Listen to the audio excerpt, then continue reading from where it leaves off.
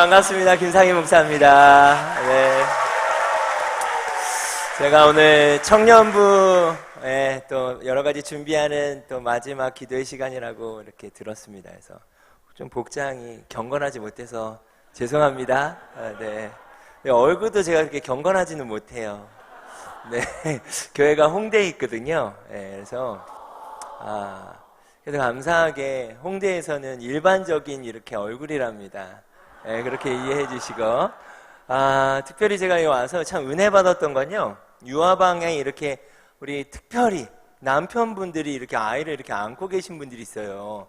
우리 보이시지 않겠지만 한번 뒤를 향하여 우리 한번 박수 한번 격려할까요? 와, 네, 네. 그리고 이 가운데 아이들이 이렇게 예배를 드리고 찬양이 끝나니까 이렇게 나가더라고요. 너무 아름답다, 이런 생각이 들었습니다. 우리 PPT 한번 띄워주시겠어요? 이제 저희 교회 로고입니다. 그래서 제가 교회고 가진 거 없지만 목사님 소개해 주신 대로 성전 미문 앞에 안진뱅이에 대한 말씀을 묵상했습니다. 묵상하다가 안진뱅이가 나면서부터 안진뱅이 된 자인데요, 성전에는 못 들어가지 않습니까? 늘 구걸하고. 그게 이 시대의 청년 세대와 다음 세대 같다. 더 이상 교회에 오지 않으려고 하고, 그럼 어떻게 해야 될까? 지금 제가 움직여서 그들에게 가겠습니다. 그래서 홍대라는 지역에 오게 됐고 배워가는 중입니다. 네. 제가 오늘 말씀을 좀 준비하면서 이런 이미지를 좀 생각해 봤습니다. 흔적. 아마도 우리 개개인에게 어떤 흔적들은 있지 않겠습니까? 뭐 다쳤을 때의 흔적도 있을 수 있고요, 마음의 흔적도 있을 수 있는데, 특별히 이 공동체 위에 함께 또 오늘 말씀 가운데 나아갈 때 우리 안에 예수의 흔적이 있지 않은가? 예수님의 흔적이 어떻게 새겨졌을까? 흔적을 가진 공동체는 어떤 모습이어야 될까? 동일히 제 안에 예수의 흔적이 있는데 저는 또 어떻게 삶을 살아가야 될까? 어떻게 교회로서 나가야 될까? 특별히 우리 청년들이 어떻게 삶을 살아가야 될지에 대해서 함께 좀 나누기 원합니다. 우리가 잘 아는 예수님에 대한 말씀이죠. 제가 말씀을 보다가 잘 이해가지 않았던 부분들이 참 많은데요, 그 중에 하나가 예수님의 제자를 보더라도 예수님이 제자들에게 늘 함께 하셨고 잡히시기 전에 여러 차례 말씀하십니다. 내가 죽게 될 것이고 내가 부활하게 될 것이라고 말씀하시죠. 여러분 잘 아시는 제자들은 그 사실을 믿지 못합니다. 예수님께서 십자가의 길을 걸어가실 때 제자들은 그 자리에 있지 않았습니다. 여러분 그렇죠? 그뿐만 아니라 제자들은 예수님을 부인합니다. 저주까지 합니다. 예수님 부활하신다고 말씀하셨는데 부활의 현장에도 제자들은 있지 않았습니다. 근데 예수님께서 사도행전 1장 말씀을 보면요, 부활 후 40일 동안 제자들에게 나타나셔서 하나님 나라의 일을 가르치셨더라라는 말씀이 있습니다. 부활 후 40일 동안 예수님이 하신 일 무엇인지 아십니까? 성경의 요한복음 20장 말씀을 주목해서 본다면 제자들을 찾아다니십니다. 믿지 못한 제자들을 향해서 내가 부활했다는 증표를 보여주시기 시작하죠. 저는 이 말씀을 볼 때 처음에 이해가 되지 않았습니다. 왜 예수님이 이렇게까지 하셔야 될까? 믿지 못한 제자들을 향해 찾아갔을 때 못 자국난 손을 보여주십니다. 여러분 잘 아시지만 그 자리에 누가 없었죠? 그렇죠, 도마가 없었습니다. 도마가 돌아왔을 때 제자들이 이야기합니다. 예수님 부활하셨어. 근데 도마가 이렇게 이야기하죠. 나는 믿지 못해. 어떻게 그게 가능해? 믿을 수 없다라고 이야기합니다. 근데 예수님께서 말씀을 보면 며칠 후에 이 도마 때문에 다시 어떻게 하시죠? 다시 오십니다. 그리고 도마에게 넣어보고 만져보라고 자신의 부활의 몸을 허락하십니다. 또 디베레 바닷가에서는 어떤 사건이 있었습니까? 제자들이 전에 행하던 대로 물고기를 잡고 있습니다. 물고기를 잡고 있을 때 예수님이 어떻게 하셨죠? 이쪽에다 그물을 던져버려. 느낌이 이상했죠, 제자들이. 예수님인 걸 알게 됩니다. 그때 예수님이 어떻게 하셨냐면 아침을 차리시지 않습니까? 저 같으면 아무리 그렇지 어떻게 이럴 수 있을까 한마디라도 했을 것 같습니다. 저 같으면 너희가 어떻게 나한테 이럴 수 있니? 어떻게 나한테 이렇게까지 할 수 있니? 라고 저 같으면 얘기할 것 같은데 예수님은 어떻게 하시죠? 아침을 그냥 차려주십니다. 제자들은 그 사랑 앞에 꼬꾸러지는 거죠. 그 이전에 있었던 최후의 만찬은 어떨까요? 제자들이 이게 무슨 의미인지 알았을까요? 예수님이 언약의 피라고 했을 그 의미를 알았을까요? 전 몰랐을 거라고 생각합니다. 이 떡을 대할 때 이게 예수님의 몸이라는 걸 알 수 있었을까요? 저는 몰랐을 거라고 생각합니다. 누가 예수님을 팔지 예수님은 아셨어요. 그러나 그들에게 동일히 자신의 피와 몸을 대하게 하십니다. 근데 갑자기 또 어떤 일이 있죠? 갑자기 세족식을 거행하십니다. 제자들이 이야기합니다. 제 발을 어떻게 닦으시려고 합니까? 그러실 수 없습니다, 예수님. 그런데 예수님은 어떻게 하시죠? 제자들의 발을 닦으십니다. 저는 이런 생각을 해봤습니다. 제자들이 이 의미를 알았을까? 그 중에는요, 예수님을 팔 자도 있었습니다. 예수님은 다 아셨죠. 제자들이 예수님을 부인할 걸 또 아셨습니다. 그런 제자들의 발을 씻기십니다. 이 말씀이 이해가 되지 않았습니다. 왜 이해가 되지 않았냐면, 예수님은 하나님이신데 왜 이렇게까지 하셔야 될까? 굳이 이런 방식을 쓰지 않으시고 당신이 가지고 계신 힘을 가지고 제자들을 변화시킬 수도 있는 것이고 제자들을 힘으로 제압할 수도 있을 텐데 왜 예수님은 이렇게 하시지 않았지? 저는 이런 궁금증이 제 안에 좀 있었습니다. 말씀을 보다가. 그런데 제가 고백하지 않을 수 없었던 것은요, 예수님이 그렇게 하시지 않았다면 저는 예수님을 믿을 수 없는 사람이더라고요. 제가 찾은 답은 그렇습니다. 저는 한번 따라 볼까요? 하나님은 사랑이시라. 예수님이 왜 이렇게까지 하셔야 되냐면요, 바보가 아니라 무능력해서 그런 것이 아니라 능력이 없으셔서 그런 것이 아니라 감정이 없으셔서 그런 것이 아니라요, 아마도 예수님은 이보다 더한 것도 하실 것 같아요. 왜요? 그분은 사랑이시기 때문입니다. 여러분 믿으십니까? 그분이 누구신지를 보여주실 수 있는 유일한 방법은 사랑이죠. 우리 청년의 때 얼마나 많은 유혹이 있습니까? 때로는 믿어지지 않는 그런 사건들 앞에 있을 수도 있고 우리 안에 불안함도 있을 수 있죠. 저를 포함해서 우리 청년들과 우리 모두가 이 자리에 있을 수 있었다는 것은 사랑으로 우리를 포기하시지 않았기 때문이라고 저는 믿습니다. 저는 이게 복음이라고 믿습니다. 믿지 못한 제자들을 향하여 몸을 보여주시고 믿지 못한 제자들을 향하여 찾아가 주시고 포기하시지 않는 그 예수님의 사랑이 복음이지 않을까. 그것이 이미 우리 안에 흔적으로 있지 않을까. 아마도 이 자리에까지 오셨다면 여러분 그 흔적이 여러분 안에 있다고 저는 확신합니다. 여러분 믿으십니까? 이제 우리의 도전은 뭘까요? 이 흔적을 지닌 공동체가 해야 되는 것은 뭘까요? 예수님이 우리를 사랑하신 대로 사랑을 해야 되는 것입니다. 자, 갈라디아서 6장 17절 말씀 우리 같이 한번 합독하겠습니다. 이후로는 누구든지 나를 괴롭게 하지 말라. 내가 내 몸에 예수의 흔적을 지니고 있노라. 사도 바울의 고백이긴 합니다. 사도 바울은 부활의 예수님을 만났죠. 그렇게 예수님을 핍박했던 자가 다메섹에서 부활의 예수님을 만납니다. 그 부활의 흔적이 그 안에 임하기 시작한 거죠. 사도 바울의 삶 가운데 그 복음으로 말미암아 감당해야 될 수많은 일들이 있었습니다. 그러나 그는 실제적인 이 흔적 앞에 뭐라고 고백을 하는가? 이건 그냥 상처가 아니다. 이건 그냥 흔적이 아니다. 예수의 흔적이다 라고 이야기를 합니다. 우리 안에 예수의 흔적이 있다면 우리는 어떻게 삶을 살아가야 되는가? 우리가 그 예수의 흔적을 부인할 수 있을까요? 그렇게도 예수님을 부인했었고 때로는 그렇게도 예수를 믿지 못했던 그런 저를 향하여 또 때로는 여러분을 향하여 끊임없이 사랑하시고 포기하시지 않고 찾아오셨던 그 이미 그 복음이라는 흔적이 우리 안에 새겨졌는데 우리가 그 흔적을 지울 수 있을까요? 그 흔적을 부인할 수 있을까요? 부인할 수 없다고 생각합니다. 그래서 34절과 35절 우리가 합독했던 말씀이죠. 새 계명을 너에게 주노니 내가 너희를 사랑한 것 같이. 저는 내가 너희를 사랑한 것 같이라는 이 말을 흔적이라는 단어로 표현하고 싶습니다. 이미 우리는 예수의 흔적이 새겨졌다고 저는 믿습니다. 그렇다면 우리가 어떻게 삶을 살아가야 될까요? 어떻게 우리 청년들이 이번에 행사를 준비해야 될까요? 어떤 마음으로?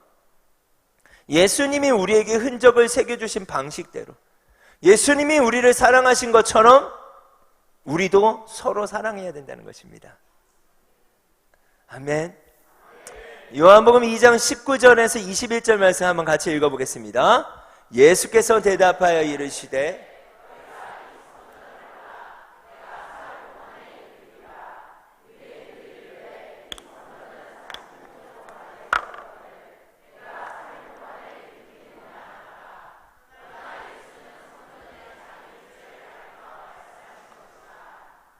아멘.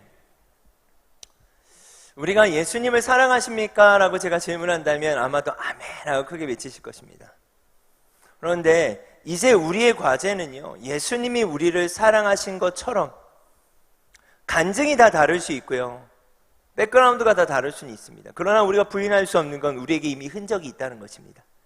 이 흔적이 새겨지기까지 예수님이 여러분을, 저는 어떻게 사랑하셨는지에 대해서 우리가 어떻게 부인하겠습니까? 이미 그 사랑이 우리 안에 있고 흔적이 우리 안에 있는데, 이제 그 똑같은 방식으로 서로 사랑하라는 것입니다.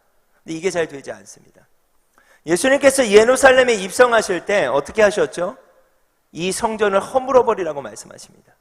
이 강도의 소굴이 되어버린 성전을 허물어 버리라고 말씀하십니다. 예수님이 원하셨던 성전이 아니라는 거예요. 만민이 기도하는 집이 아니라는 것입니다. 그들 안에 파벌이 존재했고 장애우들은 올 수 없었고, 그들 가운데, 공동체 가운데 문둥병자도 올 수 없었고, 그들 안에 그 율법으로 말미암아 들어오지 못하는 수많은 영혼들이 있지 않았습니까? 죄인 중에 죄인은 들어올 수 없었죠. 네. 그런데 예수님은요, 그런 사람들을 찾아 나섭니다. 참 재밌지 않습니까? 성경의 이야기를 보면 그 당시 성전에 들어오지 못하는 자들을 향하여 거리로 나가십니다. 그들이 만들어낸 성전 안에 들어오지 못하는 자들을 향해 나아가십니다. 예수님 말씀하세요. 너희가 이 성전을 헐라. 예수님이 우리를 사랑하신 것처럼 우리가 서로 사랑하고, 예수님이 우리를 사랑하신 방식대로 사랑을 하려면요, 우리의 성전이 허물어져야 된다고 예수님 말씀하시는 겁니다. 우리는 우리의 기준들이 있을 수 있습니다.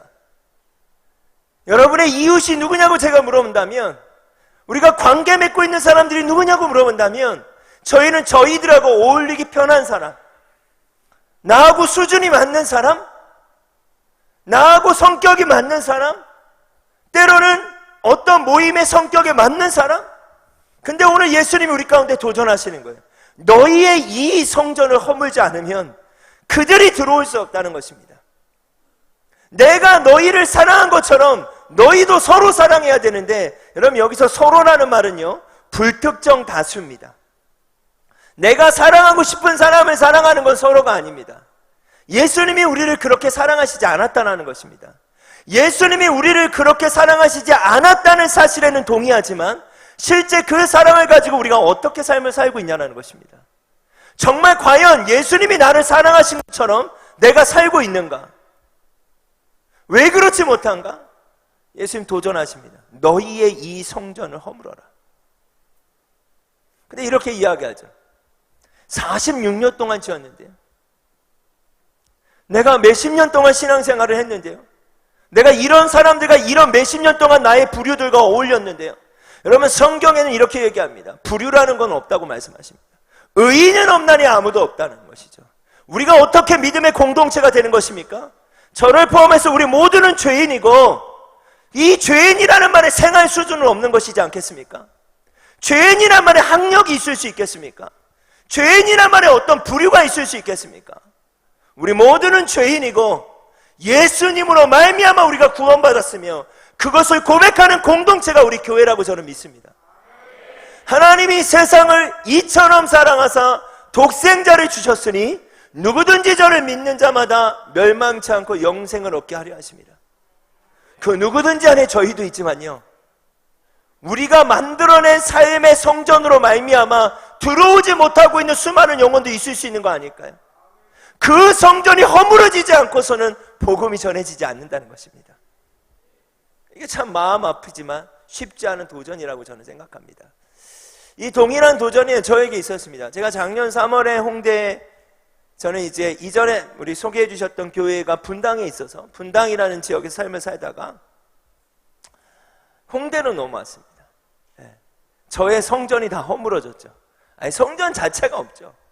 근데 이게 제가 너무 힘들었습니다. 관광지인지 주택단지인지는 모르겠는 거예요. 홍대에 와보신 청년들은 알겠지만 여기서는 살면 안 되는 지역이더라고요. 그냥 너무나 이게 유흥가예요. 그냥 유흥가. 네. 너무 독특한 도시입니다. 근데 그때 하나님이 교회를 개척했기 때문에, 이제 제가 사실은 솔직히 말씀드리면 3월에 이사를 오고 8월 달까지 약 6개월 동안요 아무것도 못했습니다. 너무 무기력해져 가지고요 주먹을 불끈 쥐고 나왔는데 주먹이 다 없어지더라고요. 힘이 다 빠져가지고 예배드릴 장소도 없고 집도 겨우 구했고 집에서 기도 모임을 하다 보니까 윗집에서 시끄럽다 그러고 난 어디로 가야 되나? 그보다 더 비참한 건 복음을 전하려고 하는데 들어주는 사람이 없는 겁니다. 딱 이런 그림이었습니다. 늑대들 사이에 이리들 사이에 어린 양 같았어요. 예. 그러면 제가 어디 어린 양 같이 생겼습니까? 그렇진 않습니다. 그런데 복음을 전하려니까요 자세가 이렇게 쭈그러들더라고요. 그러니까 내가 뭔가를 해야 된다는 생각이 드니까 할 수 없는 겸손함이 생기고 자존심을 내려놓게 되는데 그건 좋아요. 그건 좋은데 말을 걸어도 듣지 않고 어떻게 해야 될지를 모르겠는 겁니다. 이게 저의 실제 상황이었습니다. 그래서 제가 이런 생각을 했습니다. 난 믿음이 없나? 훈련이 안 됐나? 결론적으로 망했다. 개척은 왜 나와가지고 지금 다시 돌아갈 곳도 없고 이게 저의 6개월에 가장 애써야 될 6개월에 하나님이 저에게 모든 것을 힘을 빼게 하셨어요. 그런데 제가 깨달은 건 이것이 우리의 일상이라는 것입니다. 우리가 하나님을 사랑하죠. 여러분 예수님 사랑하십니까? 그렇게 여러분의 직장과 캠퍼스와 가정에서 사랑하기가 쉽나요? 표정이 말을 하네요. 쉽지가 않아요. 똑같은 그런 좌절을 제가 느끼겠더라고요. 여기서 열심히 기도하는데 직장에서 그게 적용되지 않는 거? 뭔가 내가 크리스찬이라는 걸 드러내기 시작할 때 쉽지 않은 어려움들, 피하고 싶은 거절감들, 그런 수많은 것들이 제가 몸소 경험을 하게 되면서 힘든 가운데 있을 때 하나님이 이 말씀을 저한테 위로로 주셨는데요. 같이 한번 읽어볼까요? 그 후에 주께서 따로 70인을 세우사 친히 가시려는 각 동네와 각 지역으로 2일씩 앞서 보내시며 이르시되 추수할 것은 많되 일꾼이 적으니 그러므로 추수하는 주인에게 청하여 추수할 일꾼들을 보내주소서 하라. 갈지어다 내가 너희를 보냄이 어린 양을 이리 가운데로 보낸가 같도다. 제가 얼마나 위로가 됐냐면요, 이 한 구절이 너무 큰 위로가 됐습니다. 내가 너희를 보냄이 어린 양을 이리 가운데 보낸가 같이 같도다. 보낸과 같도다. 그게 저에 딱 놓여있는 상황이었습니다. 늑대들 사이에 이리들 사이에 어린 양 같은 느낌이 저였거든요. 그런데 이 말씀이 이렇게 딱 쓰여져 있는 거예요. 누가복음 10장에. 그러면서 내가 위로를 받았어요. 첫 번째 어떤 위로를 받았냐? 이게 잘못된 환경이 아니었구나. 늑대들 사이에 어린 양을 보내신 게 맞구나. 그러면 저의 질문은 어떤 질문이 생겼냐면 왜 예수님께서 이리들 사이에 어린 양을 보내셨을까? 성경에는요 크게 목자와 양의 관계가 세 가지 부류가 있습니다. 목자 없는 양의 관계가 있고요, 두 번째는 목자가 있는데 유린된 양들이 있어요. 세 번째는 선한 목자와 양의 관계입니다. 예수님과 우리는 선한 목자입니다. 여러분 믿으십니까? 선한 목자 대신 예수님이 제자들을 보내시는 말씀인데, 선한 목자 대신 예수님이 자신들의 제자를 보내는데요, 이리들 사이에 어린 양을 보낸과 같이 보낸다는 거예요. 그렇다면 지금 제가 당면하고 있는 환경이 잘못된 환경이 아니라는 겁니다. 저는 믿음이 없고 저는 능력도 없고 훈련도 안 됐다고 생각했는데 그게 아니구나라는 위로를 받은 거예요.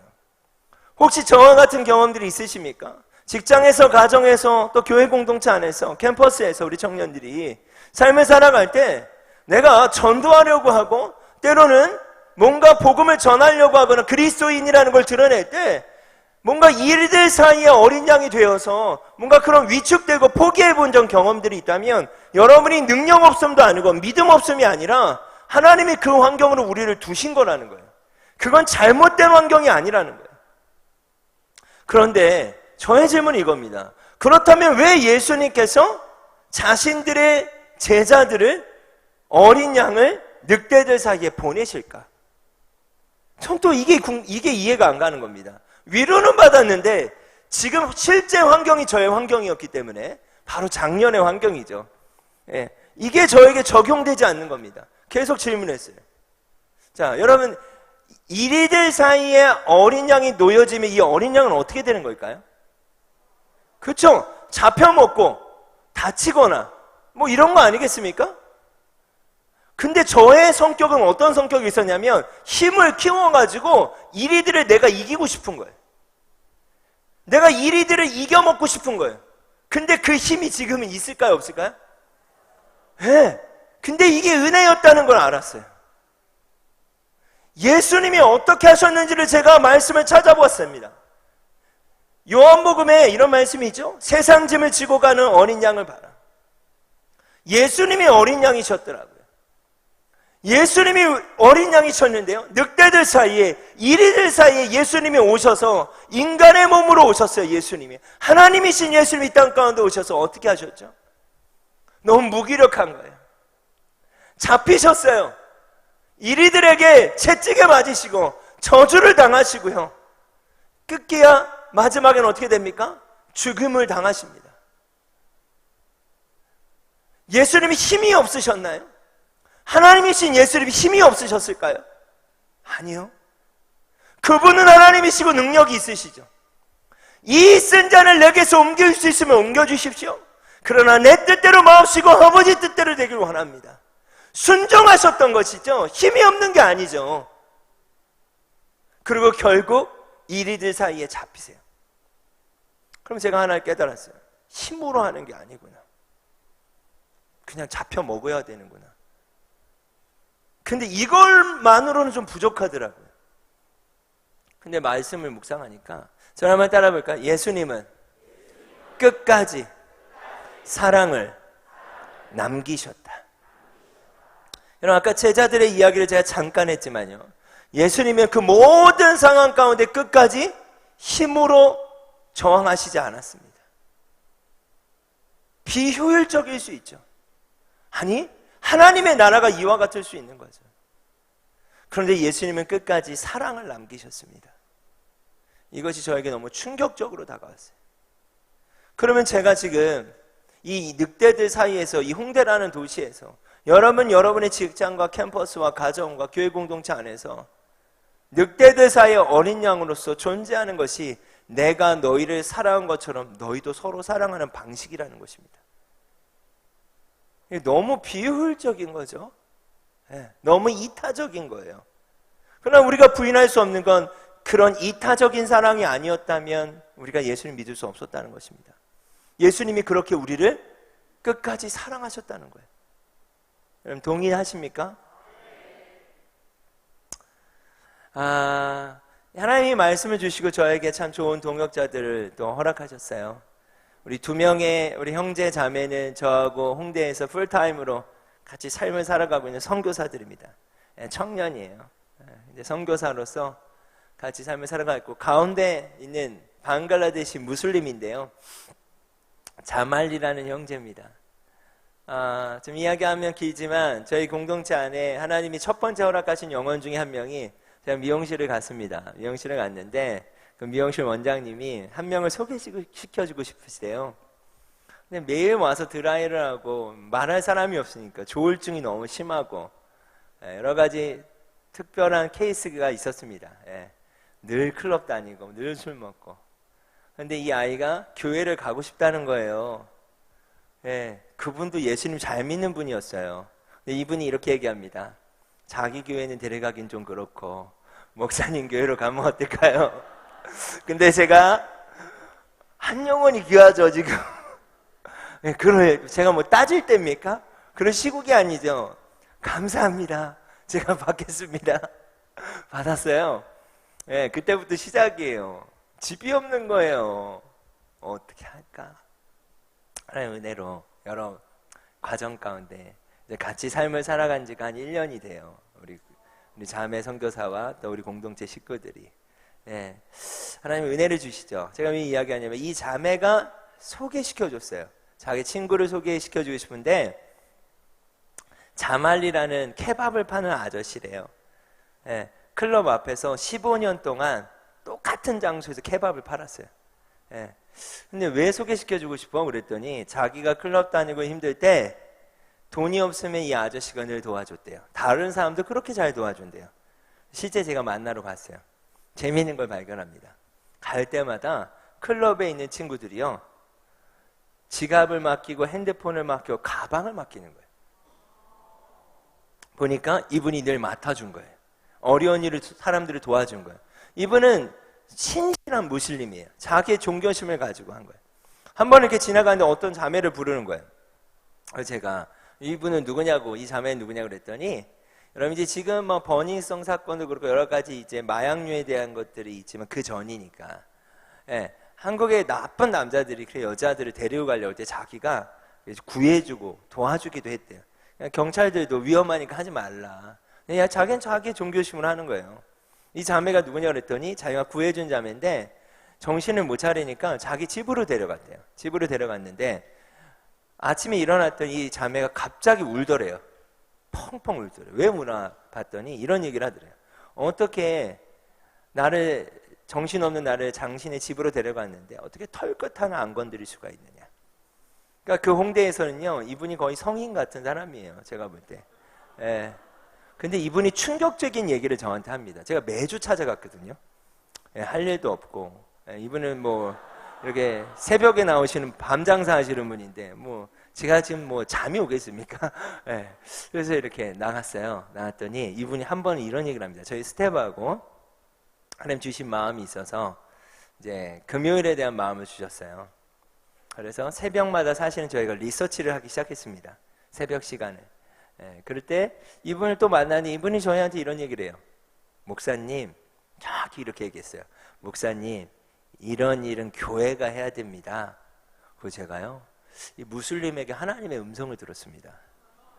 근데 이게 진짜 너무 충격적인 거예요. 이런 일은 교회가 해야 됩니다. 근데요, 주변을 봐도 교회는 없는 거예요. 예. 이 사람이 그런 얘기를 하는데 제가 하나님 마음을 저에게 탁 주신 거예요.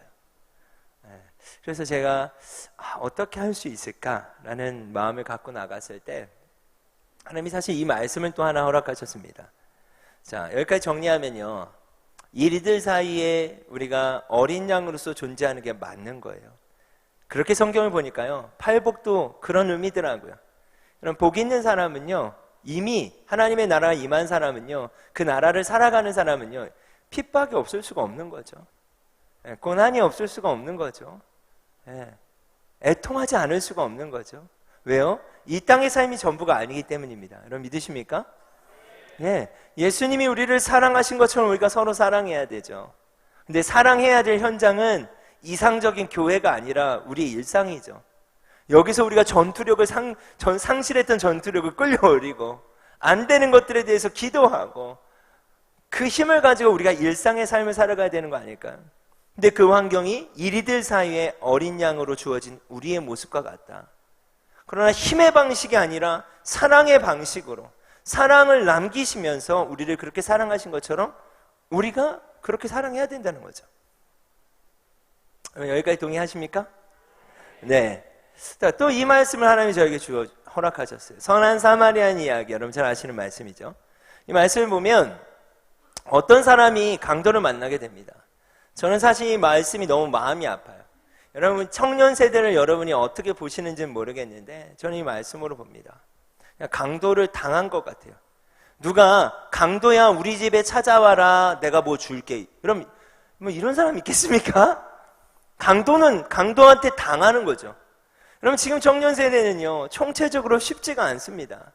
나라적으로도 쉽지 않지만 여러분 정말 포기하고 싶어서 포기하는 게 아니에요. 왜 연애를 하고 싶지 않겠습니까? 그쵸? 연애, 여기는 기도만 하는 청년들이죠? 그럴 줄 알았어요. 왜 결혼을 안 하고 싶겠습니까? 그쵸? 이건 포기하는 느낌인데 지금 결혼해야죠. 결혼 명령인데. 왜 취업하고 싶지 않겠습니까, 여러분? 열정이 없는 건 아니거든요. 어떤 면에서는 열정이 있죠. 지금 청년들이 무엇인가에 쏟고 싶죠. 그러나 총체적으로 강도를 만난 것과 같은 그런 어려움이 이 시대 가운데 저는 있다고 생각합니다. 어떤 사람이 강도를 만났습니다. 죽기 직전까지 된 거죠. 버려진 거죠. 그런데 이 말씀을 보면 한 레위인이 지나가고 제사장이 지나갑니다. 여러분 한번 생각해 보시겠어요? 여기 강도 만난 사람이 있는데 레위인이 지나가고 제사장이 지나갔어요. 근데 제가 쉬운 성경을 보니까 이렇게 되어 있습니다. 보고 반대편으로 피하여 지나갔더라. 여러분 보기는 봤대요. 근데 보고 반대편으로 왜 피하여 지나갔을까요? 네, 걸리적거리고 싶지 않은 거예요. 부르면 괜히 찝찝하고 반대편으로 피하여 지나갔다는 말씀으로 해석되어 있습니다. 제사장도 그렇게 했고 레위인도 그렇게 했습니다. 자, 제가 한번 질문해 볼까요? 레위인과 제사장의 반대편으로 피하여 지나가서 뭘 했을까요? 예, 뭘 했을 것 같으세요? 제사장과 레위인이 하는 일이 뭐죠? 예배드린 거죠. 여러분, 전 중요한 질문을 좀 드리고 싶어요. 너희가 이 성전을 허물어라고 주님 말씀하셨어요. 자, 강도 만난 자에게 있어서 피하여 지나간 그룹이 예배를 합니다. 이 강도 만난 자에게 물어보는 거예요. 교회 다닙시다. 예수님 믿읍시다. 믿을까요? 절대 안 믿죠. 자기를 봤는데도 피하여 지나가니까 그냥 지나가 버리는 거예요. 어찌 보면 우리의 성전으로 말미암아, 내가 세운 기준으로 말미암아 예수님을 사랑하십니까 하면 아마 온 맘 다해 아멘 하겠지만, 그 사랑으로 사랑하십니까? 라는 질문을 왜 통과하지 못할까? 저는 왜 통과하지 못할까요? 저도 똑같이 적용했을 때 저는 피하여 지나가는 거예요.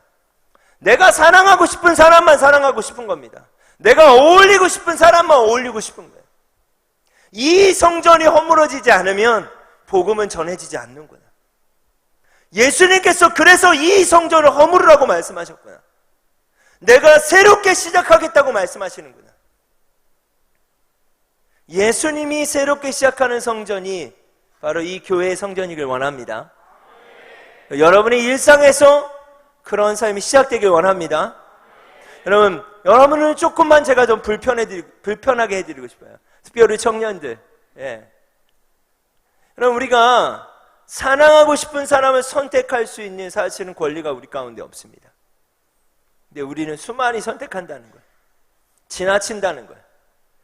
하나님이 저에게, 저희 공동체에게 주셨던 조언은 바로 이거였습니다.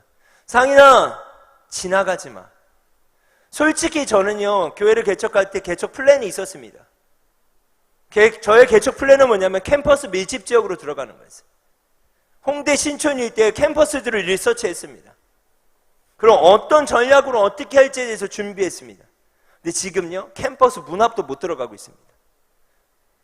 어찌 하다 보니까 제가 이 일을 하고 있는 거예요. 어떤 일인지는 제가 좀 말씀드릴 텐데, 왜? 주님이 주신 메시지가 이거였습니다. 지나가지 마라.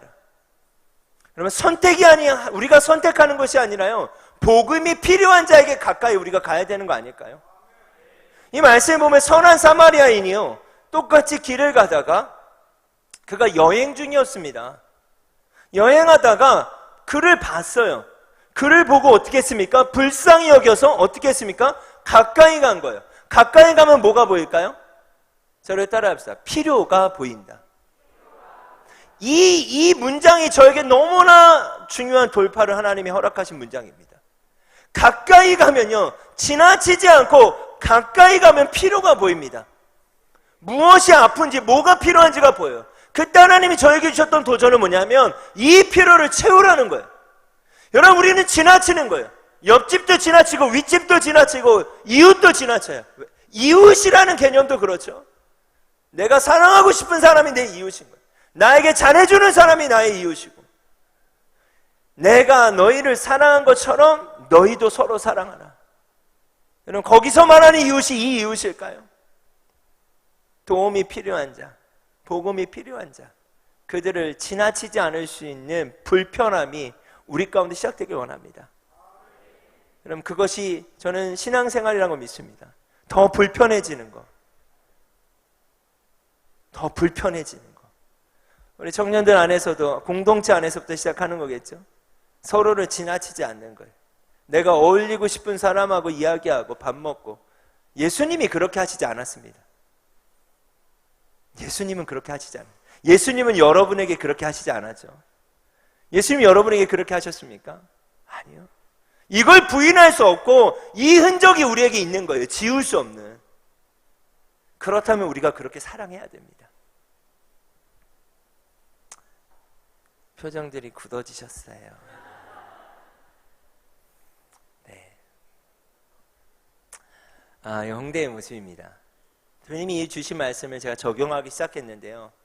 사실 홍대라는 지역이 교회의 무덤이라는 별명이 있습니다. 여기는 로컬 지역이 아니다 보니까 교회들이 쉽지 않는 지역 중에 하나인데 저 아무것도 몰랐어요. 길을 갔어요. 이제 이 메시지를 들었고 또 무슬림에게 하나님의 음성도 들었고, 네, 그래서 이제 제가 길을 가다가 10대들이 있는 거예요.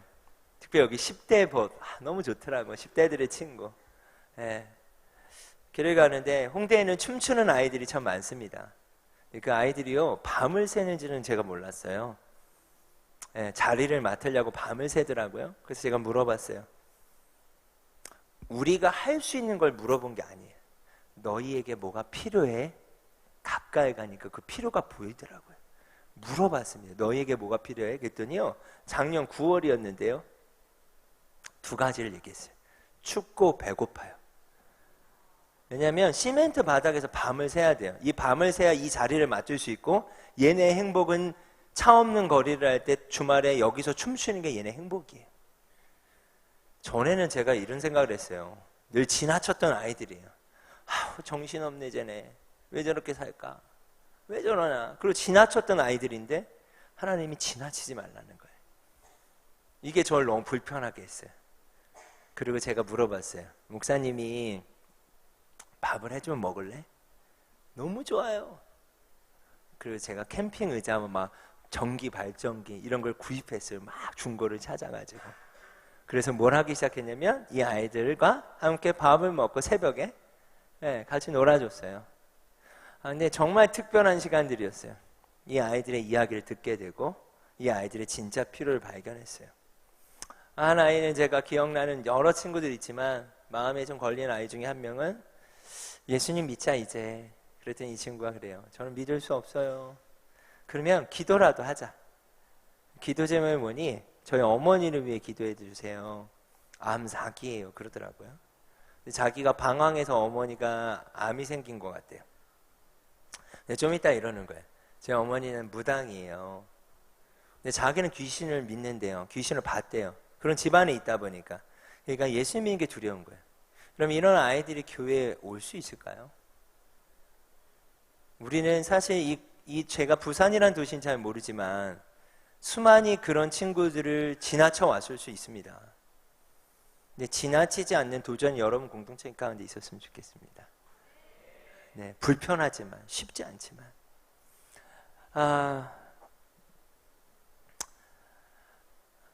그리고 이후에는 참 또 많은 일들이 있었죠. 이 10대들과. 그리고 여기는 이제 홍대 클럽 밀집 지역인데요. 이건 자말리라는 친구가 저희에게 장소를 정해줬어요. 사실 참 친절한 친구죠. 네. 홍대에 노점을 할 수 있는 곳이 있고요. 노점이 못 들어가는 지역이 있습니다.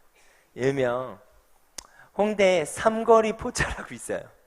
여기는 클럽 밀집 지역이에요. 여기는 노점이 하나도 없어요. 그리고 정말 좀 한국에서 볼 수 없는 풍경들이 거기 있어요.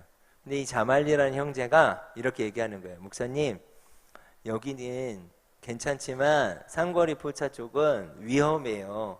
도움이 많이 필요해요. 경찰이 너무 늦게 와요. 근데 제가 아예 몰랐거든요, 이런 지역을. 이 지역을 얘기해서, 물론 과정을 제가 다 말씀드릴 수 없지만 하나님 특별한 하나님의 은혜 가운데 하나님이 어떤 장소를 하나 허락하셨어요. 길거리죠, 그냥. 사실 나가라면 나가야 되는 길거리인데 그 장소에 저희가 지금 1년간 매주 이 사역을 하고 있어요. 뭘 하냐? 이들의 필요를 채워주는 거예요. 네, 이들의 필요가 뭔지 봤더니 이 클럽에서, 저는 이렇게 클럽을 다녀본 적은 없지만 클럽에서 뭐 6시간씩 춤추는 게 아니더라고요. 네, 제가 보통 12시 반 요쯤 나가서 새벽 5시 매주 이런 시간들을 보내고 있어요. 이제 오늘도 저희 청년들이 그 사역들을 준비하고 있는데, 배가 고프잖아요. 잠깐 바람 쐬러 나와요. 배가 고픈 거예요, 이 친구들이. 그래서 제가 라면을 끓여줘요, 저희가. 그럼 또 엄청나게 맛있게 먹습니다. 네, 왜 먹을까요? 도움이 필요한 거예요. 라면이 먹고 싶은 거예요. 그 라면 냄새 여러분 기가 막히죠? 이 큰 솥에 밖에서 끓여봐요. 이 냄새가 한 10m 이상은 가는 것 같습니다. 막 코를 자극하죠. 막 배도 고프고. 예. 그리고 저희가 숙취 해소에 좋은 음료들을 개발합니다. 예. 100%다 취한 친구들이죠. 전에는 이 친구들요, 저희 만날 시간도 없었어요. 제가 담당하는 청년만 수백 명이었어요. 예. 밖에 나올 시간이 없었어요. 그래서 수없이 저는 강도 만난 자를 지나쳐서 예배하고 있었더라고요. 근데 주님이 저에게 도전하시는 거예요. 지나치지 마라. 복음이 필요한 자를 지나치지 마라. 강도 만난 자들을 지나치지 마라. 그럼 그거 아세요? 부산에서 올라오는 친구들 참 많이 만납니다. 홍대에서. 진짜예요, 여러분. 여러분 친구들 많이 오죠? 네. 난 정말 깜짝 놀랐어요. 제주도, 부산, 대구, 대전. 네. 새벽 내내 놀고 가요. 이제는 그런 시대죠. 홍대가 가장 놀기 좋은 곳이에요, 젊은이들의. 근데 너무나 놀라운 건 저희가 목적 없이 합니다. 복음을 전하려고도 하지 않고 교회를 소개하지도 않아요. 근데 이걸 계속하다 보니까요, 성도들이 생겼어요. 예, 저희는 새벽에 성도들이 있습니다. 저희 새벽에만 만날 수 있는. 예. 그 중에 제 1번 성도가 누굴까요? 클럽 사장과 클럽 직원들이에요. 놀랍죠? 그들이 주일날 교회 오기는 어려워요. 예, 환경 자체가 밤새 일을 하잖아요. 근데 우리가 그 새벽에 가면 교회가 되는 거예요. 예, 그래서 우리가 가장 좋은 것을 클럽 직원들에게 먼저 줘요. 일명 삐끼. 그럼 근데 그들이 그거 하고 싶어서 하겠습니까? 아니에요. 저는 늘 지나쳤던 사람들이에요. 근데 그들이 저희가 가면 저희를 안아주고, 일하다가 힘든 거 있으면 저에게 찾아와요. 그리고 이제는 주문도 한답니다. 어떻게 매주 주문을 해요? 네, 우리 팀한테 라면 좀 배달해 주세요. 근데 제가 이런 생각을 해요. 이 라면 끓여가지고 물론 맛있어요.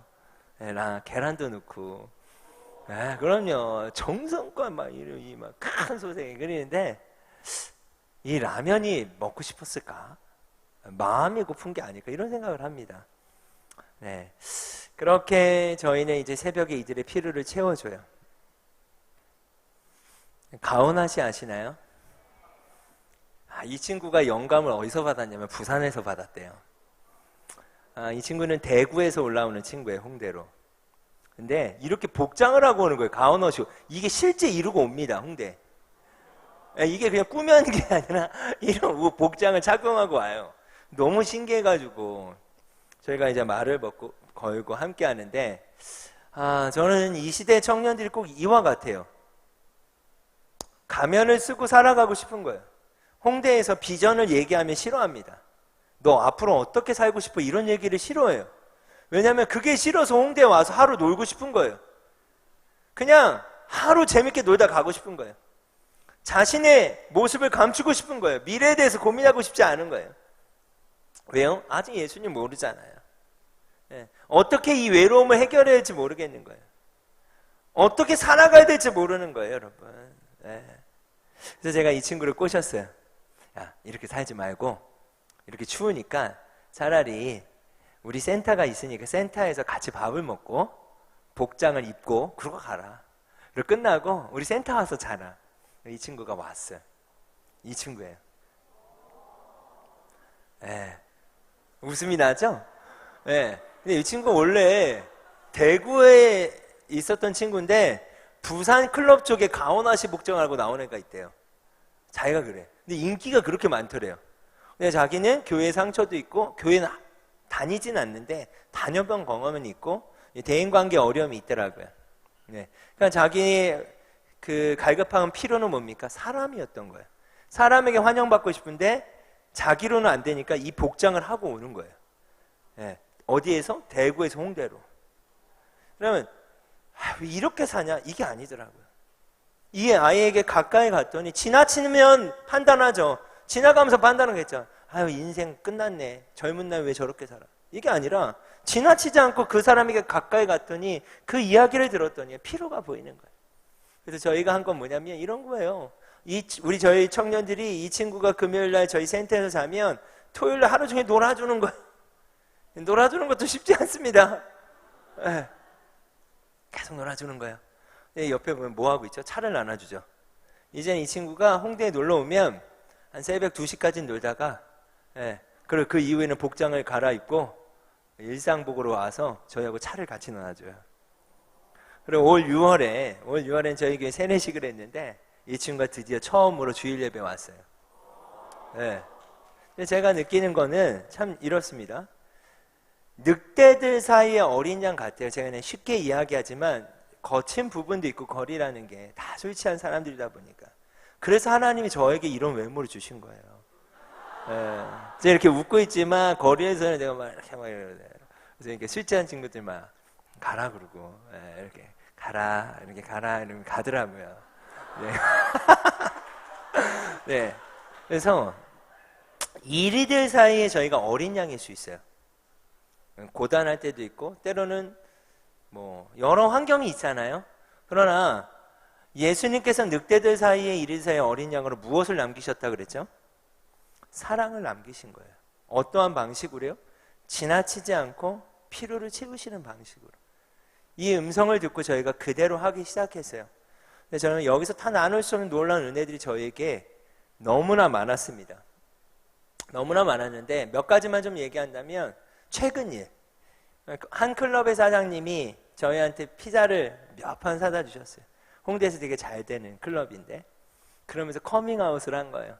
자기가 어렸을 땐 교회 다녔는데 지금 이렇게 클럽을 운영하고 있다고. 근데 우리가 늘 클럽 직원들이 섬기고 사랑을 남겼잖아요. 남겨진 이 사랑의 씨앗이요 싹을 틔우더라고요.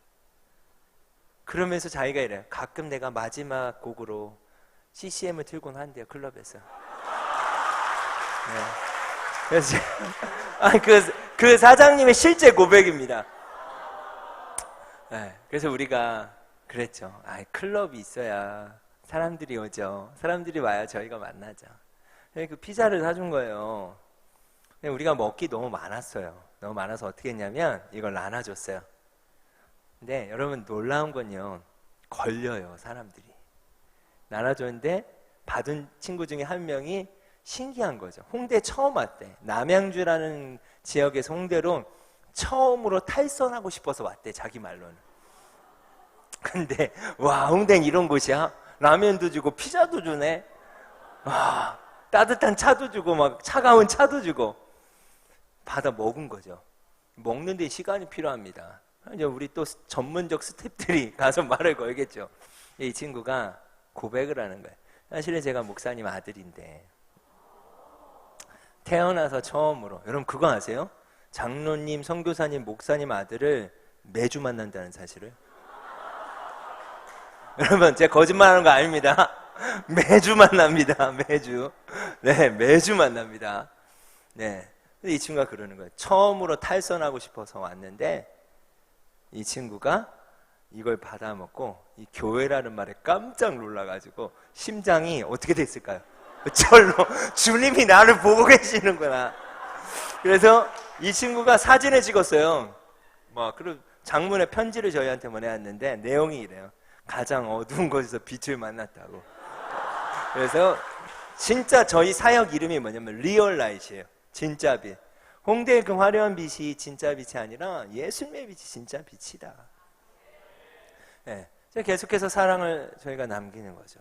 지금은 이제 사람들이요 매주 물어봐. 이거 왜 줘요? 이거 왜 해요? 왜요? 저희가 목적 없이 했잖아요. 이런 목적 이시하면 그 사람들이 대상이 됩니다. 그리고 내 목적을 이루고 싶지 이 사람들의 이야기를 듣고 싶어 하진 않아요. 근데 저희가 목적이 없어요. 나가잖아요. 그러니까 이 사람들의 이야기를 계속 듣게 된 거예요. 근데 이 시간이 쌓이니까요, 사랑이 남겨지니까 열매들이 맺히기 시작합니다. 이제는요 매주 복음이 전해집니다. 한 주 걸러가 아니라 매주 복음이 전해져요.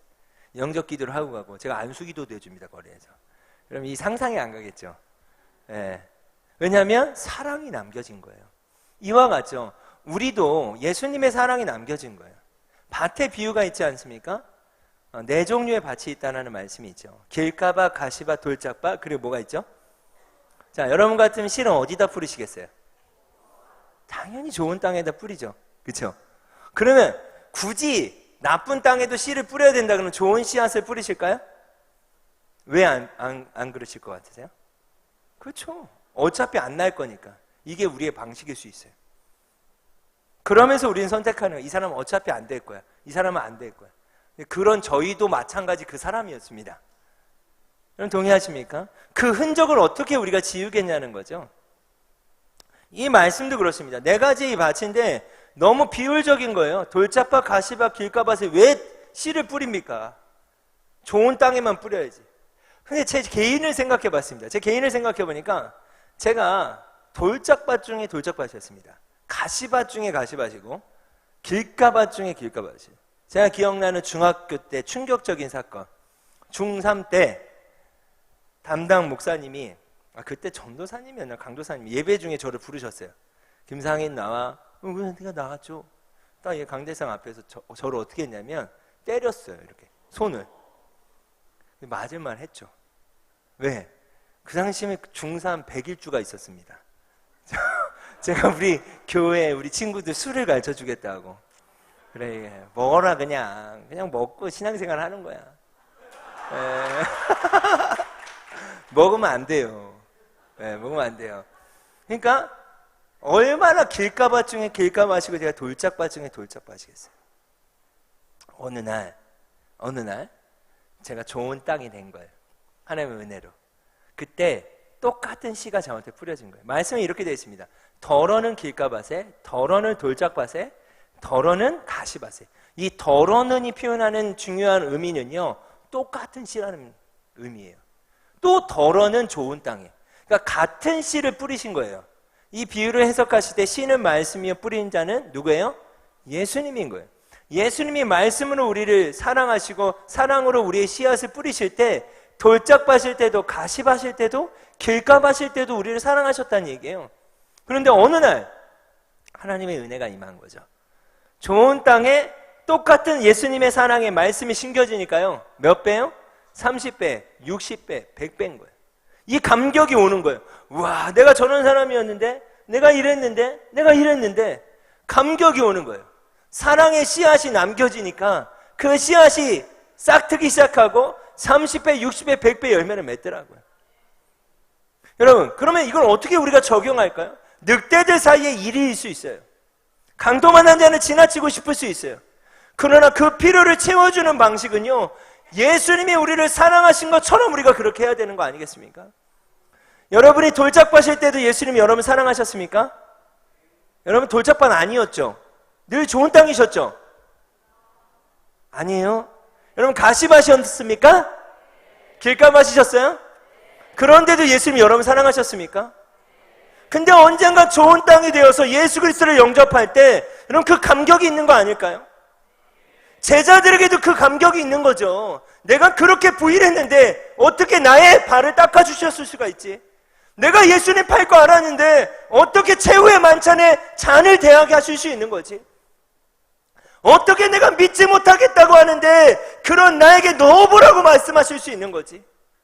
여러분 그 흔적이 남겨진 거잖아요. 우리에게도 동일히 그 흔적이 있는 거잖아요. 이제 예수님이 우리에게 하시는 도전은 뭐냐면 돌짝밭 같은 사람들을 지나가지 말라는 겁니다. 내가 너를 지나가지 않았다면 너도 지나가면 안 되지. 가시밭 같은 사람을 지나가지 말라는 거죠. 우리는 판단하는 거예요. 어차피 씨를 심어봤자 안 날 건데 뭐. 아니죠. 그럼에도 예수님은 우리를 사랑하셨잖아요. 그래서 이 말씀이 쉽지 않은 말씀인 것입니다. 강도 만난 자를 지나가지 않는다는 것은 내가 돌짝밭, 가시밭, 길가밭인 사람을 지나가지 않는 거죠. 내 기준이 아닌 거죠. 근데 이 사역을, 이 삶을 지속했을 때 하나님이 허락하신 놀라운 은혜들을 다 말할 수 없는 은혜들을 진짜 경험하고 있어요. 로마서 8장 38절과 39절 말씀입니다. 같이 한번 우리 믿음으로 합독하겠습니다. 나는 확신합니다.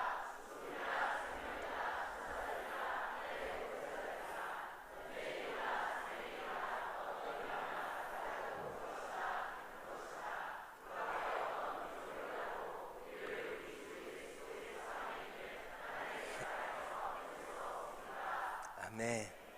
우리 한번 옆에 성도님하고 이렇게 한번 팔목을 잡아 보실까요? 네. 그렇죠. 팔목으로 악수해 보신 적 없죠? 저를 따라하지 마시고 저는 혼자여서 이렇게 하는 겁니다. 네, 옆에 분과 함께 팔목을. 네, 팔목을 한번 잡아주시면, 자, 한쪽 분이 한번 놔보시겠어요? 네, 이거예요. 자, 돌아가 보세요. 이렇게 손을 잡고 한 명이 이런 관계가 끊어지지 않습니까? 자, 이게 뭐냐면 로마의 약수법이라고 해요. 영화 300에서 약수하는 거 혹시 보셨습니까? 그럼 이게 뭐예요? 우리가 손을 넣더라도 누가 우리의 손을 넣지 않는다는 거예요. 그럼 이거예요. 나는 확신한다. 우리 안에 증표가 뭡니까? 나는 확신한다. 여러분, 우리가 뭘 확신하는 거예요? 예수님의 손을 안 놓을 걸 확신할 수 있으십니까? 아니죠. 저희는 놓죠. 예수님이 우리의 손을 안 놓는 거죠. 여러분, 이거 예수님이 우리를 어떻게 사랑하시냐면 절대 우리의 손을 놓지 않으세요. 내가 확신할 수 있는 거. 청년들이 저를 찾아옵니다. 목사님, 결혼하러 왔습니다. 주례를 부탁합니다. 제가 젊은 나이에 주례를 많이 했어요. 네, 그러다 보니까 이렇게 결혼식장이나 어르신들을 만나면 제가 주례자인지 모르는 거죠. 제가 주례자입니다. 그럼 다 웃어요. 이때보다 훨씬 5년 전부터 주례를 했으니까. 그래서 제가 짓궂게 청년들에게 물어봅니다. 너 왜 결혼해? 사랑한대요. 확신해? 확신하죠. 어떻게 확신하는데? 그러면 확신이라는 대답을 질문을 할 때 대답할 수 있는 사람은 거의 없습니다. 뭘 근거로 확신하는데? 이 사람이 저한테 이렇게 해주니까 그거 바뀌어. 또 뭘 근거로 확신하니? 여러분, 살다 보니 다 바뀌지 않습니까? 여러분, 그쵸? 예, 저도 참 제 아내에게 미안한 게 많은 사람입니다. 네, 너무 공수표를 많이 날렸어요. 결혼 10년 되면 제가 유럽 여행 보내주겠다고 했는데, 그건 참 현실성 없었어요. 네, 근데 나는 확신한다. 여러분, 우리는 확신할 수 없습니다. 그러나 우리의 손을 놓지 않는 분이 있음으로 말미암아 확신하는 거예요. 그리스도의 사랑에서 끊을 수 없느니라. 여러분, 믿으십니까? 그 사랑이 우리 안에 있는 거죠. 그 사랑이 우리 안에 있는 거예요. 흔적을 가지고 있는 우리는 어떻게 해야 돼요? 이제 그렇게 사랑해야 되는 겁니다. 자, 사도행전 1장 8절의 말씀을요, 우리 마지막으로 한번 합독하겠습니다. 시작.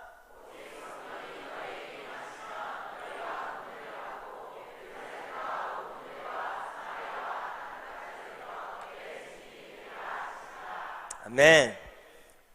여러분, 제가 저의 개인의 연약함을 좀 나누면서 이전교회에 있을 때 참 저를 힘들게 한 자매가 있었습니다. 그 자매는 노숙을 하는 자매예요. 노숙 알죠? 밖에서 자는 거예요. 길거리 생활을 하는 거예요. 집이 없는 게 아니에요. 정신질환이죠. 그리고 이제 가정에 어려움이 있고. 근데 이게 정신질환이 너무 심해요. 그러니까 어떻게든 이걸 해주고 싶었어요. 도와주고 싶었는데 별 방법을 다 썼죠. 여러분이 상상한 건 다 했어요. 근데 안 되는 거예요. 그래서 3년 넘게 그 일들을 감당하다가 이 아이의 아버지가 거의 알코올 중독자신데 설득을 해서 이 아이를 정신병원에 보내자고 했어요. 제가 정신병원까지 교회에서 알아봤어요. 상담, 치료 이걸 왜 안 해봐? 다 해봤죠. 직장도 구해주고 안 되고, 집도 구해줘도 안 되고. 근데 이제 이 아이를 정신병원에 보내기로 결정을 했습니다. 결정을 했는데 그날을 제가 잊을 수가 없어요. 이게 드라마하고 똑같더라고요. 근데 그날이 돼서 이 아이가 정신병원을 가야 되는 날이 됐어요. 근데 엘리베이터 문이 딱 열립니다. 근데 그 전에 교회 관리실에서 전화가 왔어요. 흰 병원차가 들어왔다고. 그래서 저를 찾는다 해서 괜찮다고. 그래서 저희 교회 엘리베이터가 여러 개 있었는데 1호기로 올라오라고. 1호기를 타고 딱 3층에 올라왔어요. 바로 옆에가 목회실입니다. 그랬더니 건장한 하얀색 옷 입은 사람들이 2명이 내려요. 그리고 얘 아버지가 지목을 합니다. 제가 내 딸입니다. 그랬더니 딱 가서 얘는 전혀 생각이 없죠. 지금 무슨 일이 일어나는지 모르죠. 이 아이는 팔짱을 딱 끼고 그냥 끌고 가는 거예요. 근데 이 여자아이가 저한테 이런 얘기를 했어요. 끌려가면서, 목사님, 왜 보고만 있어요? 왜 보고만 있어요? 이런 거야. 막 소리치면서. 근데 제 안에 두 가지 마음이 있었어요. 너의 치료를 위한 거야. 두 번째는, 이제 해방됐다. 왜냐면 목회실 앞에서 맨날 아침마다 앉아있는 거야. 밤새고 교회에 와서 아침에 앉아있어요. 전 출근을 해야 되잖아요. 목회실이 문이 하나밖에 없어요. 걔를 만나야 돼요. 만나는 게 너무 트라우마인 거야. 돈을 뜯기는 건 상관없는데 정신적으로 너무 힘든 거예요. 제가 하루 종일 사역을 못할 정도. 혼잣말을 24시간 해요. 혼잣말을 하니까 안 심심하죠. 근데 이게 너무 심한 거예요. 망상도 심하고 너무 여러 가지로 심해요. 문제가 좀 많았어요. 그런데 이 아이가 딱 그렇게 정신병에 끌려가니까 끌려간 거죠. 제 마음에 해방됐다는 마음이 솔직히 있었던 거예요. 그리고 이 아이의 치료를 위한 거지. 그런데 문제가 생겼어요. 다음 날이었어요. 제가 출근을 했어요. 여러분 어떤 일이 있었겠습니까? 그래서 되게 지금 차분하게 얘기하는 거예요. 그 아이가 앉아있는 거예요.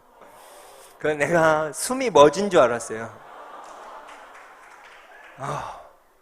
철컹한 게 뭐냐면 제가 번지 점프 한 적 있었거든요. 번지 점프 해보신 분 계세요? 여러분 한 분도 안 계시구나. 여러분 제가 추천합니다. 이 자유로 드롭 같은 거는 한번 철컹할 거 있죠. 철컹. 이 정도가 아니라 심장이 밖으로 나와요. 번지 점프를 하면 탁 내려가는 순간 심장이 배 밖으로 나왔다가 오! 이러고 다시 올라가는 거거든요. 딱 그 느낌. 심장이 떨어지는 느낌이 드는 거예요. 어떻게 된 거지? 근데 여러분 상상할 수 있는 그 일이 일어난 거예요. 저한테 오더니 폭력을 행사하고 욕을 하고 자기를 이렇게 내쳤다는 거죠. 근데 이 아이가 세 가지를 저한테 얘기를 했어요. 첫 번째, 당신 목사 맞아. 두 번째, 당신 딸이면 그렇게 하겠어. 진짜 이렇게 얘기하는 거예요. 왜냐면 그때 이제 제가 매주 설교를 하면 그때 이제 설교가 생방송이었어요. 그러니까 온 교회가 다 보잖아요. 그런데도 저는 늘 제 딸을 많이 등장시켰어요. 너무 자랑하고 싶어서. 제가 아들 둘에 딸 하나여가지고 막내 딸을 얼마나 제가 사랑했는지 너무 신기한 거죠. 얘가 아는 거예요. 근데 제가 시험에 들었어요. 내가 목사 맞나? 내 딸이면 내가 이렇게 했을까? 전 이렇게 안 했을 것 같은 거예요. 근데 세 번째 또 충격적인 얘기를 했어요. 제가 저한테 제가 그랬어요. 이제 집에 들어가. 그랬더니 이러는 거예요. 목사님, 왜 목사님 집에서 재워주질 않아요? 전 너무 싫었어요. 이 아이가 우리 집을 아는 것도. 왜냐하면 교회 근처였거든. 왜냐하면 얘가 정상적이지 않아. 예를 들면 한 번은 막 교회가 난리가 난 거예요. 결혼식을 이렇게 하는 건 일상이고 난리도 아니죠. 여러분 말하면 끝이 없어요. 한 번은 막 자기 다리에 황산가루를 뿌렸다고 그러나요? 그것도 제가 황산가루를 뿌렸대요. 그러니까 얘가 상상한 대로 믿는 거잖아요. 그래서 이제 병원에 가봤더니 무좀인 거죠. 근데 이게 이제 제가 황산가루가 뿌려서 다리가 이렇게 된 거예요. 근데 지금도 그렇게 믿고 있겠죠. 그건 질병이니까. 그러니까 제가 이런 위험성이 있으니까 제 집에 데리고 가고 싶지 않고 집도 알게 하고 싶지 않았던 거예요. 근데 이 세 가지 질문에 솔직히 제가 너무 시험에 들었어요. 시험에 들어도 이렇게 들 수가 없었어요. 그래서 제가 목회를 진실로 포기하려고 그랬어요. 너무 시험에 들어가지고. 그래서 제가 집에 딱 들어갔습니다. 집에 딱 들어갔더니 아내가 제 표정을 보고 알더라고요. 살면서 2번 본 표정이래요. 그게 무슨 말일까? 저도 이해가 안 가는데 여자의 직감이 있나 봐요. 아무 말도 안 했는데 제 표정을 보더니 살면서 2번 본 표정이래요. 네, 첫 번째가 있었고 또 두 번째. 그래서 무슨 일이야? 이렇게 물어보더라고요. 제가 이래 하다 했더니 아내가 당신은 할 만치 다 했다. 이 이상 어떻게 하냐? 근데 이 아이가 이렇게 세 가지를 질문하더라. 목사 맞냐고. 당신 딸이면 그렇게 할 거냐고. 왜 우리 집에서 재워주질 않냐고. 근데 내가 너무 시험에 들어가지고 너무 힘들고 이 상태에서는 목회를 못할 것 같다. 내가 막 이렇게 얘기를 했어요. 그때 아내가 우리 집으로 데리고 오라는 거예요. 그래서 데리고 오게 됩니다. 근데 감사한 건 노숙이 질병이다 보니까 집에 못 있어요. 이게 신기하더라고요. 집에 못 있어요. 이 환경에 있을 수가 없어요. 밖으로 나가야 돼요. 그건 제가 이렇게까지 시험 될 필요는 없었는데 그걸 몰랐죠. 네. 근데 제가 왜 이야기를 하냐면 그 과정이 쉽지는 않았어요. 과정이. 네. 이 사도행 1장 8절 말씀 매일처럼 읽었어요. 왜 매일처럼 읽었냐면 제 힘으로 이 아이를 또 못 만나겠는 거예요. 여러분 매일매일이에요. 매일매일. 매일매일 만나야 돼요. 근데 주님이 저에게 질문하시는 거예요. 상인아, 내가 너 이 말씀 그대로 땅 끝일 때도 내가 너 사랑해. 이 말씀만 보면 다 이렇게 해석되는 거예요. 이게 이런 말씀이었나? 상인아, 내가 너 땅 끝일 때도 사랑했잖아. 사마리아일 때도 사랑했잖아. 유대일 때도 사랑했잖아. 지금 이 아이는 땅 끝 중에 저한테는 땅 끝이에요. 길가 중에 아주 최상의 길가예요. 근데 주님이 저한테 이렇게 말씀하세요. 상인아, 그런데 나는 그런 너를 사랑했잖아. 이걸 부인을 못 하겠는 거예요, 제가. 내가 이걸 부인을 못 하겠는 거예요. 제가 매일마다 기도했어요. 오직 성령이 너에게 임하시면 너희가 권능을 받고. 이 권능이 필요하더라고요. 하나님이 허락하시는 힘이 권능이잖아요. 주님, 저는요 이 아이 사랑을 못 하겠어요. 이 아이 만날 자신이 없어요. 그래서 매일마다 기도했어요. 오직 성령이 너에게 임하시면. 진짜 이렇게 기도했어요. 오직 성령이 너에게 임하시면.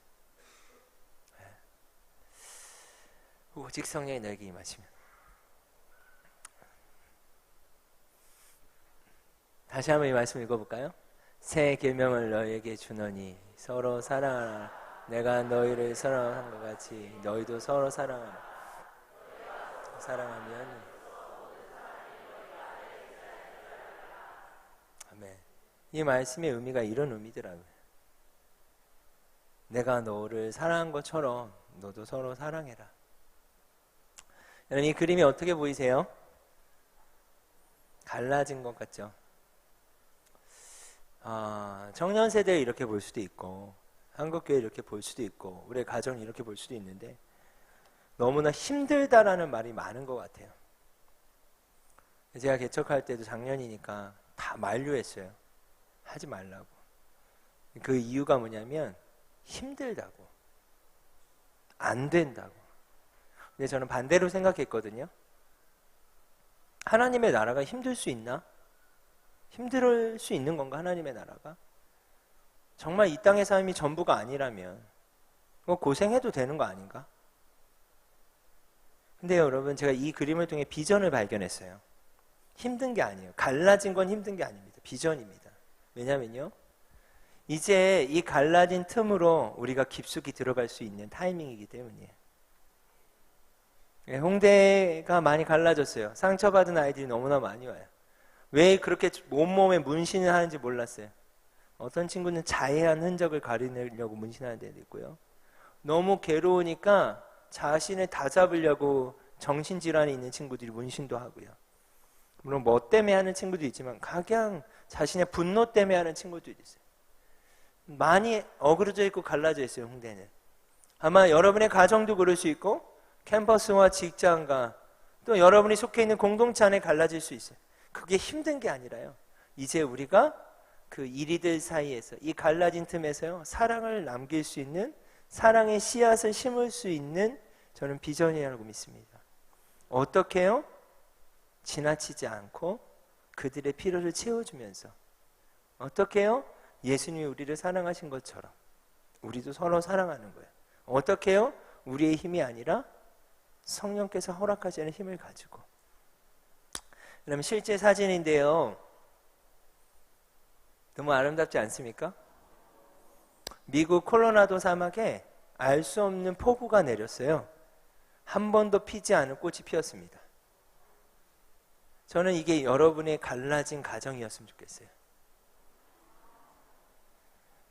저는 꿈을 꿉니다. 어떤 꿈을 꾸냐면 저희 가정도 또 홍대라는 지역에도 갈라진 곳에 저희 교회는 여러분처럼 이런 규모도 없어요. 작은 몇몇의 사람들이지만 우리가 강도 만난 자를 지나치지 않고 예수님의 사랑을 남기자. 저희 청년들이 이제 오늘도 12시에 모여요. 뭐 많은 숫자가 나가지 않아요. 보통 4, 5명, 5, 6명. 그러나 우리가 지속하는 거예요. 지속해서 그들을 지나치지 않고 예수님의 사랑을 남기고 또 그 사랑의 씨앗을 심을 때 열매 맺게 하실 하나님의 일들이 있다고 저는 믿습니다. 그리고 실제로 그런 영혼들이 나오고 있어요. 여러분 너무 아름답죠? 이 사진을 찍은 작가가 이렇게 이야기합니다. 이것은 지구의 것이 아니다. 맞죠? 왜요? 한 번도 꽃이 피지 않은 사막에 꽃이 폈어요. 여러분 이 사진은 어때요? 여러분 저는 이게 여러분의 가정이라고 생각해 보시겠어요? 이게 여러분의 캠퍼스라고 생각해 보시겠어요? 이것이 갈라진 여러분의 도시라고 생각해 보시겠어요?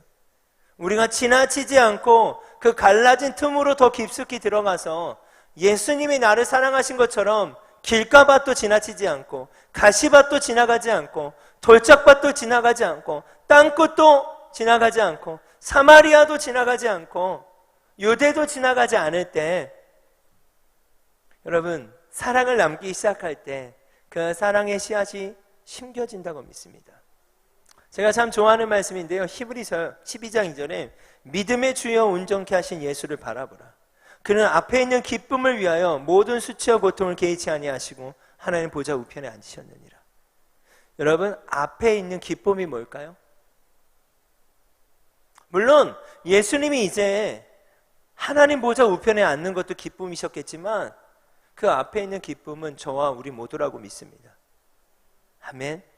그리고 아직 예수님 믿지 않은 수많은 영혼들을 위해서 그 앞에 있는 기쁨을 위하여 모든 것을 참으셨대요. 그렇다면 이제 우리의 앞에 있는 기쁨이 무엇입니까? 여러분 왜 삶을 살아가십니까? 정말 이 땅의 삶이 전부가 아니라면요. 정말 그렇게 믿는다면 우리의 기쁨이 무엇입니까? 제가 전도를 하다가 전도가 너무 안 되고 힘들 때 하나님 저에게 이런 질문을 하셨어요. 쌍인아, 예수 믿지 않으면 지옥 간다는 확신이 있니? 질문 이상하지 않습니까? 예수 믿으면 천국 갈 확신이 있습니까? 이런 질문은 자동이죠. 예수님 믿지 않으면 지옥 간다는 확신이 있으십니까? 이상하니까 대답이 안 나오죠. 저도 그랬어요. 근데 저는 확신이 없더라고요. 왜 확신이 없나 봤더니 생각해보지 않는 거예요. 여러분 예수님 믿지 않으면 지옥 간다는 확신을 가지십시오. 이 확신이 생길 때 우리가 사랑하지 않을 수 없어요. 확신이 없으니까 전도 안 하는 거예요. 확신이 없으니까 아직 괜찮다고 생각하는 거예요. 확신이 없으니까 내 가족도 그냥 두는 거예요. 확신이 없으니까 친구도 그냥 두는 거예요. 그냥 지나치는 거예요. 예수님 믿지 않으면 지옥 간다는 확신을 가지십시오. 그 확신을 가질 때 우리의 삶은 바뀔 수밖에 없죠. 여러분 가정과 여러분 삶의 영역 가운데 이러한 아름다운 꽃들이 저는 피어날 줄 믿습니다. 예수님께서 이렇게 말씀하셨어요. 하늘의 밀알이 땅에 썩어져 죽지 아니하면 하늘 그대로 있고 죽으면 많은 열매를 맺는다. 하늘 그대로 있을 수는 없습니다. 저를 한번 따라해 볼까요? 아무것도 하지 않으면 아무 일도 안 일어난다. 사실입니다, 여러분. 아무것도 하지 않는데 어떤 일이 일어나겠습니까? 아무것도 하지 않는데 무슨 일이 일어나겠습니까? 네, 여러분이 바로 그 씨앗인 줄 믿습니다.